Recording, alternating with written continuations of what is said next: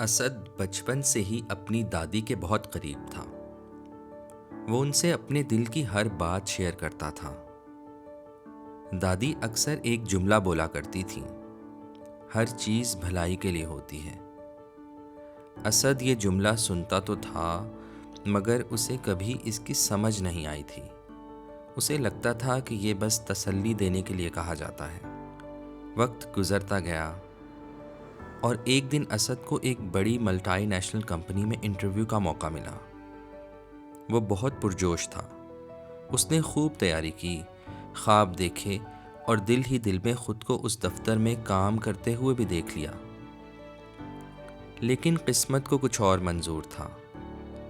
نتیجہ آیا تو اسد کا نام اس فہرست میں نہیں تھا۔ اس کے دوست کا انتخاب ہو گیا تھا۔ اسد کو ایسا لگا جیسے اس کے اندر کچھ ٹوٹ گیا ہو۔ وہ گھر آیا، خاموشی سے کمرے میں بیٹھ گیا۔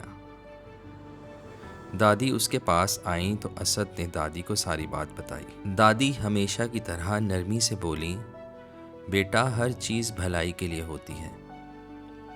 اسد نے اس بار دل ہی دل میں سوچا، یہ کیسی بھلائی ہے؟ چند دن بعد اسے ایک اور نوکری مل گئی۔ یہ ایک چھوٹی سی کمپنی تھی، ایک سٹارٹ اپ۔ تنخواہ بھی اتنی خاص نہیں تھی اور کام وہ تو جیسے ختم ہونے کا نام ہی نہیں لیتا تھا۔ یہاں اسد کو ہر چیز خود کرنی پڑتی تھی۔ کبھی کلائنٹ سے بات، کبھی پروڈکٹ کی بہتری، کبھی چھوٹے موٹے انتظامی کام۔ وہ اکثر تھک کر گھر آتا اور دادی سے شکایت کرتا، دیکھیں نا دادی، میرا دوست کتنا آرام سے ہے، اچھی تنخواہ اور محدود کام، اور میں؟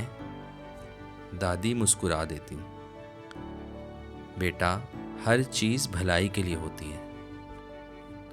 اسد اب اس جملے سے کچھ چڑھنے لگا تھا۔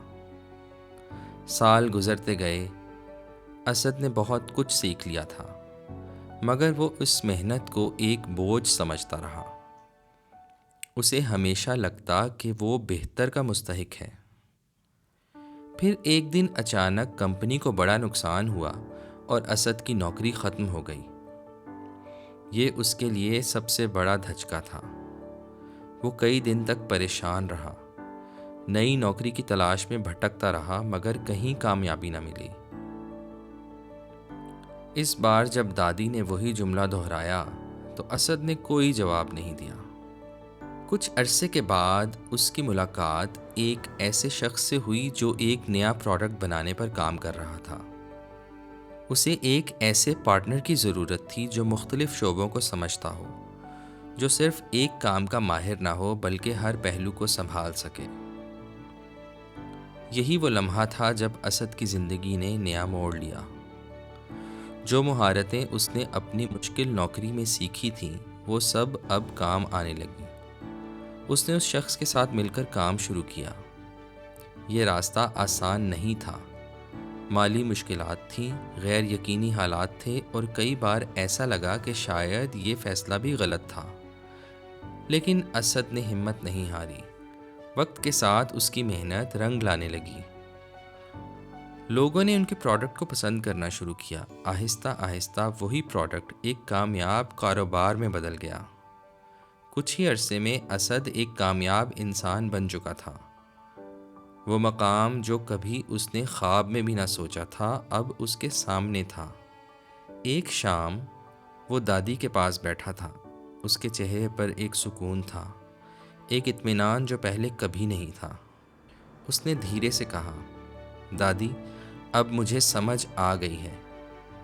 اگر وہ پہلی نوکری مجھے مل جاتی تو شاید میں وہیں رک جاتا، اور اس کے بعد اگر ایک مشکل نوکری نہ ملتی تو میں اتنا سب کچھ نہ سیکھ پاتا، اور اس کے بعد اگر میری نوکری نہ جاتی تو شاید کبھی میں یہ نیا راستہ اختیار نہ کرتا، اور آج جس مقام پر میں ہوں شاید کبھی نہ ہوتا۔ دادی نے مسکرا کر اس کی بات سنی۔ اسد نے آسمان کی طرف دیکھا اور دل ہی دل میں کہا، واقعی ہر چیز بھلائی کے لیے ہوتی ہے، اور اس بار اسے اس جملے پر مکمل یقین تھا۔